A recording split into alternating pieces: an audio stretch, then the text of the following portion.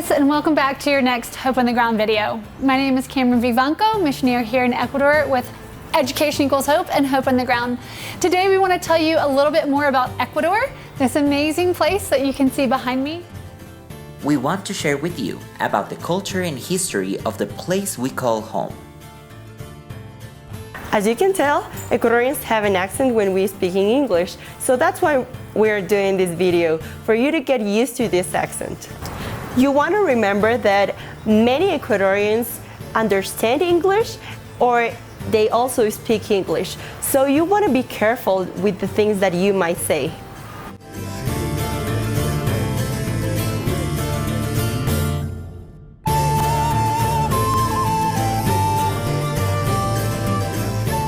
Hi, my name is Jorge Luis, and I want to give you some good information about the country of Ecuador, like the official name of the country, that is the Republic of Ecuador.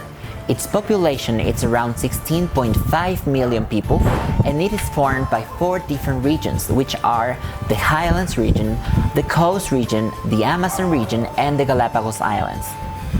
There are 3 large cities. The capital, Quito, again, is where you're coming in. It has about 2.6 million people in it.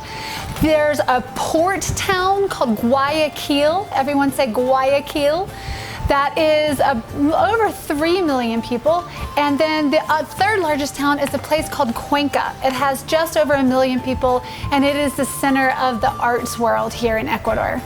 A little bit about Ecuador history is that the original indigenous groups were the Quitus and the Caras. So the Incas, they came from Peru and conquered these groups because they were looking for the perfect position to worship the sun, and they found it here in Ecuador because we are in the middle of the world. So talking about the culture of Ecuador, it's good to know that people have different backgrounds, like Spanish, Quechua, African, and European. The vast majority of the country is Catholic. Whether they practice their faith or not, Ecuador is known for being a Catholic country. This means that if you talk to someone in the street, they will tell you that they are Catholic, but sometimes they don't even go to church, or they don't participate in anything that has to do with their own faith, but they will recognize themselves as Catholic. But know that culturally, the country is Catholic, and that has more to do with a top-down hierarchy than it has to do with any practice of faith. The Iberian Catholic system came over with the conquistadors. Latin America was conquered by conquistadors. North America, where you and I are from, most of us, we were colonized. So with that came the Protestant Congregationalist system, and that's where we get states' rights in the US. But here in Latin America, it was the Iberian Catholic Federalist system of a top-down system, and that you can see that still very clearly all throughout culture. The history of being a conquered people affects Ecuador and all of the countries in Latin America almost every day. Again, we'll talk more about that when you get here, but it's good to start thinking about what are the differences between a conquered people and a colonized people. Something else that is important to know about the culture is that North Americans are task-driven and Latin Americans are people-driven. So this means that when you go to a ministry site and you are given a task to do, like painting the church, North Americans would like to stay there until they paint the last corner of the church. But there are some Ecuadorians around there. So what they are expecting is to have some moments with you, bonding moments, conversations, intentional conversations and moments with you. So in that moment what you want to remind yourself is to kind of like stop doing some task in order to just serve and bless the person that is next to you by talking to them personally. Other things that culturally you need to be aware of, for men, here in the Highlands, men don't wear shorts. You don't wear sandals, you don't wear flip-flops. Tank tops aren't really appropriate for men or women here in the Highlands. You can ask your team leader what would be acceptable for you to wear inside the hostel and your downtime, but just know that out in public, we're gonna try to cover up as much skin as possible, only to be respectful to the culture. The next topic we're going to talk about is the climate. It's really funny, but you can experience the 4 different seasons of the year in just one day. So it's good for you to know that before you come here. Sometimes you will be just wearing a t-shirt, but then suddenly you will need a heavier jacket or even a rain jacket. We ask people to dress in layers because it can get chilly. Most of the housing, it's colder going inside than it is outside because everything's made out of concrete. So we want you to bring layers, but light layers. It never really gets colder than about 50 degrees. But during the day, we can have bright sun in the morning, and then in the afternoon, if we could turn that camera around, you'd see those dark clouds that are coming, which means there's a thunderstorm coming and some hail. So we really could just have all 4 seasons in one day. So now let's talk a little bit about the altitude.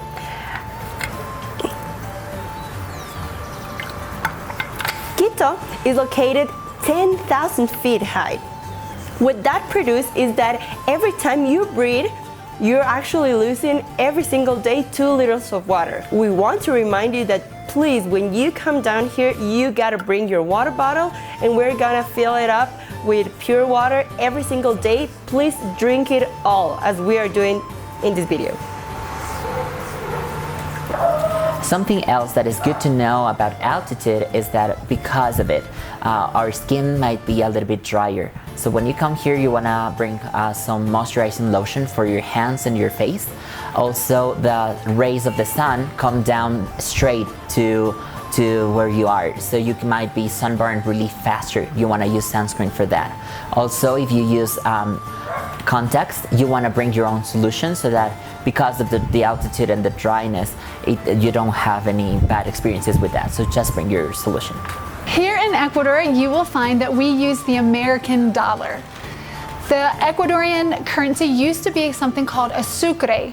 And a sucre, I have friends that tell me that in the 1990s, maybe it was 7 sucre to the dollar or even 100 sucre to the dollar. And I think that's a pretty big spread until you do your research and realize that in the year 2000, the government froze it at 24,000 sucre to the dollar. Out of control inflation in the country that they couldn't stop. So they decided to dollarize.